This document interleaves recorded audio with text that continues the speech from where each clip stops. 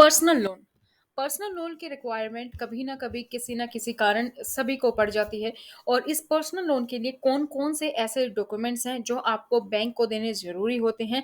आज की इस वीडियो में हम इसी पर चर्चा करने वाले हैं। तो अगर आप लोग नए हैं इस चैनल पर, चैनल को अभी तक सब्सक्राइब नहीं किया है तो चैनल को सब्सक्राइब करें, साथ ही बेल आइकन को प्रेस कर लीजिए ताकि इस तरीके की वीडियो जैसे ही अपलोड हो आपको नोटिफिकेशन तुरंत मिल जाए। तो चलिए शुरू करते हैं आज के इस वीडियो को।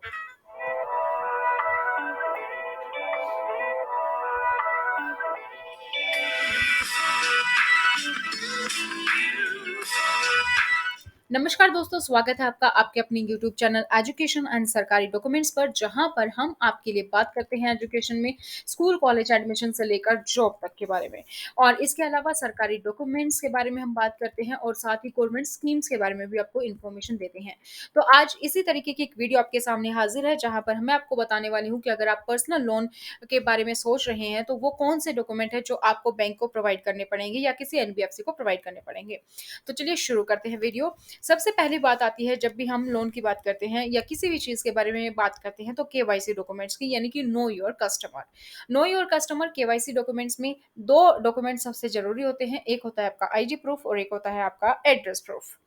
फिर अगर आप एम्प्लॉय हैं तो एम्प्लॉय आईडी कार्ड या फिर आपका अपॉइंटमेंट लेटर या कोई भी ऐसी चीज़ जो आपको ये दिखाती हो कि अभी आप करंटली उस कंपनी में काम कर रहे हैं।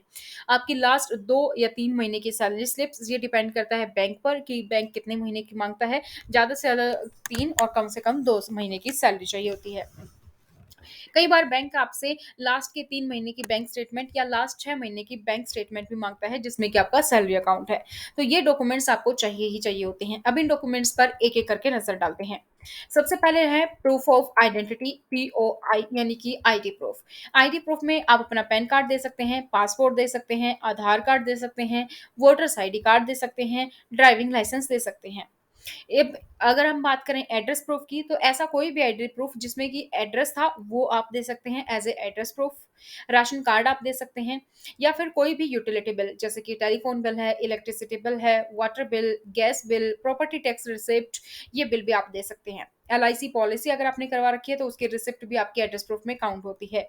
या फिर किसी भी पब्लिक अथॉरिटी से आपका जो है लेटर होना चाहिए। अगर आपके पास कोई भी एड्रेस प्रूफ नहीं है तो आप अपनी कंपनी के लेटर हेड पर अपने एचआर से कांटेक्ट कर सकते हैं और वो आपको लेटर पे एड्रेस अपना लिख कर दे सकते हैं, तो वो भी as a proof of address माना जाएगा। इसके साथ ही कई बार क्या होता है कि proof of ownership of residence भी मांग लिया जाता है, यानी कि आपका मेंटेनेंस बिल हो या फिर कोई भी प्रॉपर्टी डॉक्यूमेंट हो या इलेक्ट्रिसिटी बिल हो। तो proof of ownership of residence, यानी कि आप जिस रेजिडेंट का प्रूफ दे रहे हैं वो वहाँ के आप हैं खुद। तो इस तरीके के डॉक्यूमेंट्स भी कई बार मांग लिए जाते हैं। प्रूफ ऑफ इनकम में आप अपने बैंक स्टेटमेंट देंगे प्रीवियस 6 मंथ की, जिसमें आपकी सैलरी क्रेडिट हुई है, और साथ ही आप सैलरी स्लिप दे सकते हैं लास्ट 3 मंथ्स की। इसके साथ फॉर्म 16 भी कई बार मांग लिया जाता है।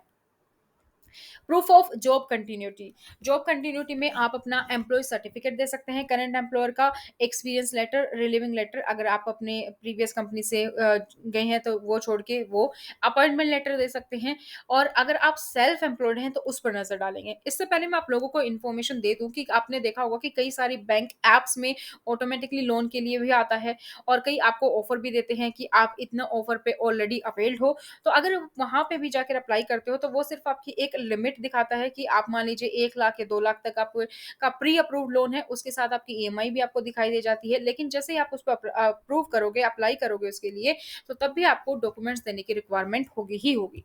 अगर आप सेल्फ एम्प्लॉयड हो तो आप आईटीआर दे सकते हो लास्ट 3 साल का, बैलेंस शीट देंगे, profit and loss account statement, आप इसके अलावा बिज़नेस लाइसेंस की डिटेल देंगे, लाइसेंस ऑफ प्रोफेशनल प्रैक्टिस, अगर आप डॉक्टर या कंसल्टेंट हैं तो उस केस में प्रोफेशनल प्रैक्टिस का लाइसेंस चाहिए, रजिस्ट्रेशन सर्टिफिकेट आपकी शॉप है या फैक्ट्री है या कोई भी एस्टेब्लिशमेंट है, और प्रूफ चाहिए आपके बिजनेस एड्रेस का। इसके अलावा पैन कार्ड चाहिए, GST registration certificate, trade licence, partnership deed, last 6 month की बैंक स्टेटमेंट। तो ये कुछ चीजें हैं जो आपको चाहिए जब आप अप्लाई करते हैं पर्सनल लोन की। अब इस सभी चीज़ों को एक स्लाइड में समरी करके समझते हैं। आईडी प्रूफ आपको चाहिए। आईडी प्रूफ में आप passport, PAN card, voter ID card, Aadhaar card, driving licence दे सकते हैं। इसी तरीके से एड्रेस प्रूफ में आप passport, Aadhaar, driving licence, utility bill जो कि 3 महीने से ज़्यादा पुराना नहीं होना चाहिए और राशन कार्ड ये दे सकते हैं। इनकम प्रूफ में आप अपनी salary slip, form 16, bank account की statement, copy of pension payment order, PNL statement, balance sheet, previous year के आईटीआर ये सब दे सकते हैं। अगर आप एम्प्लॉयमेंट और बिजनेस प्रूफ आपको देना है तो आप लेटर ऑफ अपॉइंटमेंट देंगे, job contract, labour identity card, इस तरीके के आप कोई भी डॉक्यूमेंट दे सकते हैं। अब अलग-अलग बैंक का अलग-अलग डॉक्यूमेंट्स रिक्वायरमेंट भी हो सकता है। जैसे कि ये मैंने आपके लिए एक रेफरेंस के लिए लगाया है, ये आईसीआईसीआई बैंक के डिटेल्स हैं, जहाँ पर आप देखेंगे तो प्रूफ ऑफ आइडेंटिटी है, प्रूफ ऑफ रेजिडेंस यानी कि आईडी प्रूफ और एड्रेस प्रूफ, लास्ट 3 मंथ्स की सैलरी स्लिप आपकी जिसमें आपकी सैलरी क्रेडिट होती है, सैलरी स्लिप्स लास्ट 3 मंथ्स की और 2 पासपोर्ट साइज फोटोग्राफ।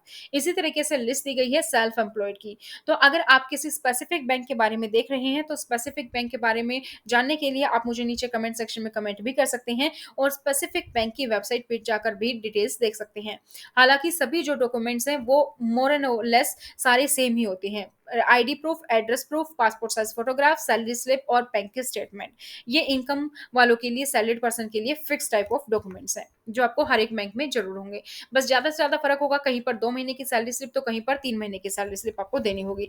तो दोस्तों ये थी आप लोगों के लिए पूरी डिटेल, जहाँ पर मैंने बात की कि अगर आप पर्सनल लोन अप्लाई कर रहे हैं तो कौन-कौन से डॉक्यूमेंट्स की ज़रूरत होगी। इसी तरीके से अगर आप कोई भी और इन्फॉर्मेशन जानना चाहते हैं तो नीचे कमेंट सेक्शन में कमेंट करिएगा। उसके लिए वीडियो बनाकर मैं आपके लोगों के सामने जल्द ही हाजिर होंगी। तो वीडियो को लाइक और शेयर करना ना भूलें।